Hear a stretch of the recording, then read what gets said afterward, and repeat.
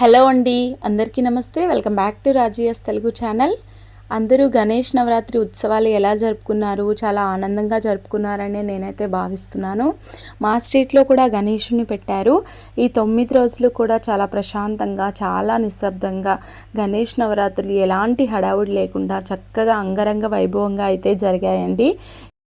వినాయకుని మండపంలో ఒకరోజు ముగ్గు పెట్టడానికి హెల్ప్ చేయడానికి ఆంటీ అయితే నాకు పిలిచారు. నేను కూడా వెళ్ళి ఈ ముగ్గులో అయితే పాల్గొన్నాను. సో ఇలా భగవంతుడికి సంబంధించిన సాంస్కృతిక కార్యక్రమాల్లో పాల్గొన్నప్పుడు మనసు చాలా అంటే చాలా ప్రశాంతమైన ఒక ఆనంద అనుభూతిని పొందుతుంది. అదైతే మాటల్లో చెప్పలేమండి.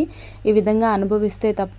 ఇలా చక్కగా పువ్వులతో నేనైతే డెకరేట్ చేసేసాను. పిల్లలైతే వినాయకుడికి ఇలా డ్రా చేశారు, అలాగే శివలింగాన్ని డ్రా చేశారు. మా స్ట్రీట్లో ఉన్న ఇంకొక ఆమె అయితే ముగ్గు పెట్టారు.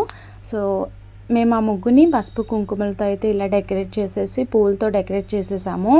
తర్వాత అందరం కలిసి ప్రమిదలు కూడా పెట్టి చక్కగా దీపాలన్నీ వెలిగించి చాలా అంటే చాలా హ్యాపీగా ఉన్నామండి.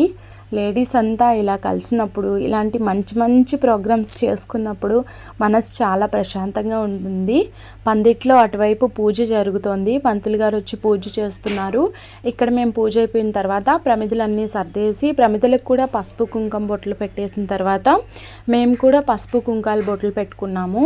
సో అందరం ఈ విధంగా బొట్లు పెట్టుకొని చాలా అంటే చాలా ఎంజాయ్ చేసామండి. ప్రమిదలు పెట్టిన తర్వాత దీపాలు వెలిగించాక నిజంగా ఆ ముగ్గుకి, గణపయ్యకి, శివయ్యకి ఎంత కళ వచ్చిందంటే అసలు చాలా చక్కగా అనిపించిందండి. వచ్చిన వాళ్ళంతా కూడా ఫొటోస్ తీసుకుంటూ, వీడియోస్ తీసుకుంటూ చాలా ఆనందాన్ని పొందారు. ఇక్కడ ప్రమిదలన్నీ పెట్టేసిన తర్వాత ఒక్కొక్కరిగా వచ్చి దీపాలు అయితే వెలిగిస్తున్నాము. ఇలా దీపాలంతా వెలిగించడం జరిగింది. అలాగే పందిట్లో పూజ కూడా కంప్లీట్ అయింది. పూజ అంతా అయిపోయిన తర్వాత ఆంటీ గణేశుడి విగ్రహానితో పాటు ఇక్కడ డ్రా చేస్తున్న శివలింగానికి అలాగే వినాయకుడికి కూడా చక్కగా కొబ్బరికాయ కొట్టి హారతి ఇచ్చేశారు. అదే కదండి మన హిందూ సాంప్రదాయం యొక్క గొప్పతనం.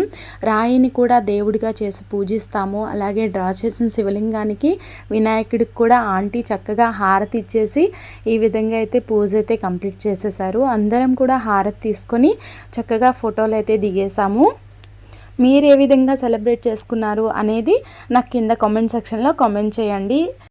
అంతకు ముందు రోజు పిల్లలు పందిట్లో వేసిన ముగ్గు ఇది కూడా చాలా బాగుంది కదా.